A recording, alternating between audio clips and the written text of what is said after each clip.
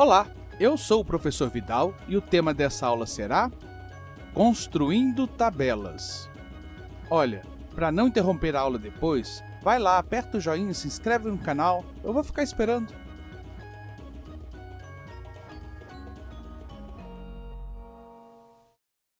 Dando continuidade à organização dos dados, vamos agora resumir a informação que eles trazem para que sua leitura e compreensão seja mais rápida e simples. A forma mais simples de organização dos dados e base para qualquer outro aperfeiçoamento é a construção de uma tabela. Mas o que é uma tabela? Tabela é um sistema de organização por meio de duas ou mais bases de referência que torna mais rápida a leitura dos dados, facilitando sua compreensão. Uma tabela bem simples e que muitos têm contato frequente é uma com os preços dos combustíveis em um posto de abastecimento. Essa tabela possui duas referências, o tipo de combustível e um único dado sobre cada um deles, o preço. Nessa tabela, os tipos de combustíveis são álcool, diesel, diesel especial, gasolina, gasolina aditivada e gasolina premium. E o único dado informado sobre cada um deles é o preço. Observe que cada linha se refere a um tipo de combustível, fora a primeira linha que apresenta o tipo de informação que será mostrado nas colunas. Além da coluna com a identificação do tipo de combustível, há apenas mais uma com o preço de 1 litro de cada um deles. Podemos também ter tabelas como essa, que possui apenas duas linhas, a primeira com o número de filhos e a segunda com o número de famílias pesquisadas. Mas agora temos várias colunas, além da primeira que apresenta a referência de cada linha. Cada coluna informa quantas famílias possuem cada quantidade de filhos. Essas duas tabelas apresentadas são o que chamamos de tabelas unidimensionais, porque trazem apenas um único tipo de informação sobre cada item. Mas temos também tabelas multidimensionais, que trazem várias informações sobre cada item ao mesmo tempo. Um exemplo também muito conhecido de tabela com duas dimensões são as tabelas de avaliação dos alunos de uma turma. Essa tabela traz as notas que os alunos obtiveram em cada avaliação feita e possui duas referências, a identificação dos alunos e a identificação da atividade. A primeira linha identifica cada coluna pelo nome da atividade avaliada. A primeira coluna identifica cada linha pelo nome de um aluno a ser avaliado. E assim, podemos identificar rapidamente a nota de cada aluno em cada atividade. Temos aqui um exemplo de uma tabela com mais de duas dimensões. Essa tabela traz as medidas de meninos e meninas durante a infância. Como sempre, a primeira linha traz a referência sobre quais informações serão dadas para cada idade, e a primeira coluna traz a idade em que é esperado que a criança possua aquela medida de altura e peso. Mas note que temos duas cores na tabela. A parte rosa trata das informações apenas para crianças do sexo feminino, e a parte azul trata das mesmas informações, mas apenas para crianças do sexo masculino. Assim, a tabela possui três tipos de referência: o tipo de informação, peso e altura para cada idade, a idade a que cada dado se refere, de 1 a 12 anos, e o sexo da criança em análise, masculino ou feminino. Dizemos que essa tabela possui três dimensões. Vamos agora, então, aprender como construir uma tabela com os dados apresentados na última aula. Poderíamos construir uma tabela bidimensional, identificando cada aluno com suas medidas de número de sapato e altura. Mas essa tabela não acrescentaria nenhuma informação e também não simplificaria o entendimento dos dados. Vejamos primeiro a informação dos números de sapato. Como já colocamos os dados em ordem crescente na última aula, vamos usar os dados já assim. Os números de sapato são um exemplo do que chamamos de variável discreta. Variável discreta é aquela que pula de um valor para outro sem nada no meio. Do número 37, passa para o número 38. Não existe o número 37,5 ou qualquer outro entre o 37 e o 38. E isso vale para todos os números de sapato. Podemos construir uma tabela que mostre a quantidade de alunos que possui cada número de sapato.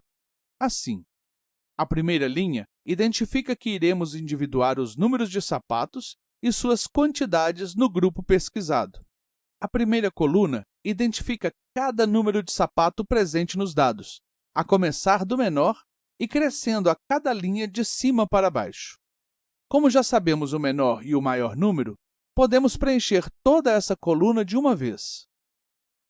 Agora, vamos buscar entre os dados quantos alunos temos com sapatos de cada número. À medida que vamos contando, cortamos o número para não contá-lo de novo.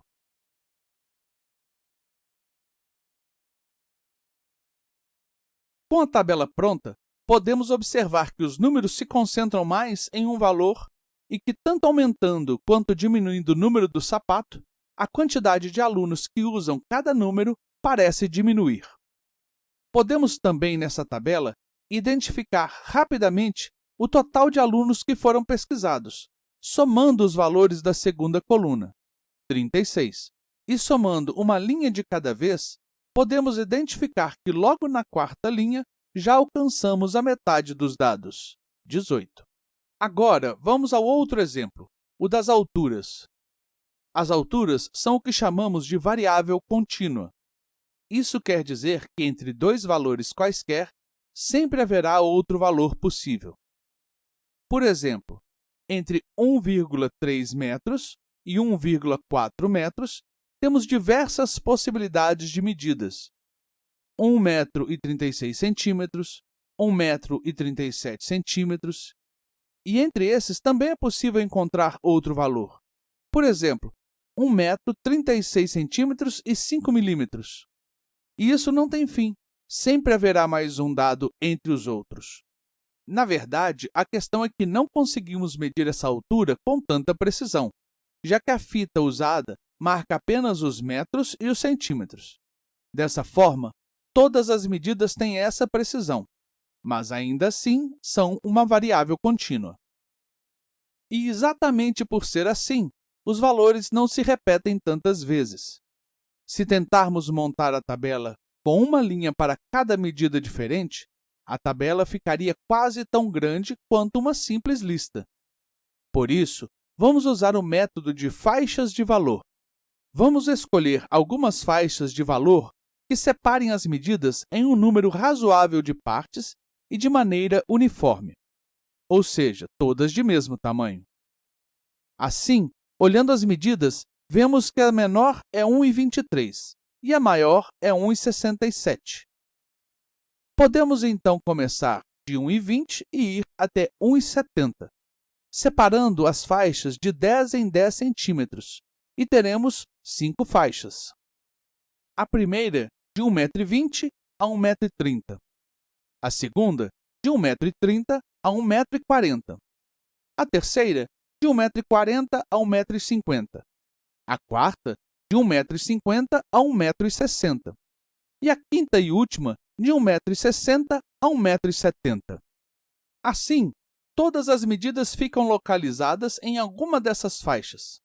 As faixas são todas do mesmo tamanho, o que garante uniformidade e a possibilidade de analisar os dados.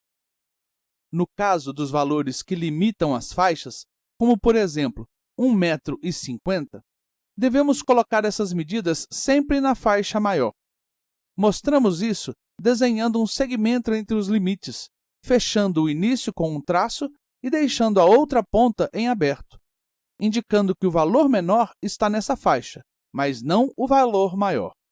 Agora, como no primeiro exemplo, podemos montar a tabela com essas faixas em lugar de valores específicos e ir contando quantas medidas estão em cada faixa. Ao término, temos a tabela com as mesmas facilidades da primeira. Podemos determinar facilmente o total de dados somando a segunda coluna. Aqui também, 36. E em que faixa é alcançada a metade dos dados? e, nesse caso, seria a terceira faixa. Então, agora o que falta é o exercício para vocês. E se não fizer, já sabe, não pode dizer que aprendeu. E antes que você esqueça mais uma vez, aproveita que acabou, aperta o joinha. Se inscreve no canal para receber as notificações das próximas aulas. Aproveita e compartilha essa com os amigos. Vou deixar esse quadro um tempo parado no vídeo para você copiar. E se não der tempo, já sabe, pode apertar o pause. Se tiver dúvidas, pode perguntar nos comentários abaixo que eu sempre respondo.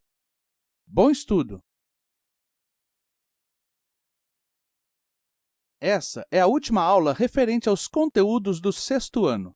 Nas próximas aulas, começarei a trabalhar os conteúdos do sétimo ano.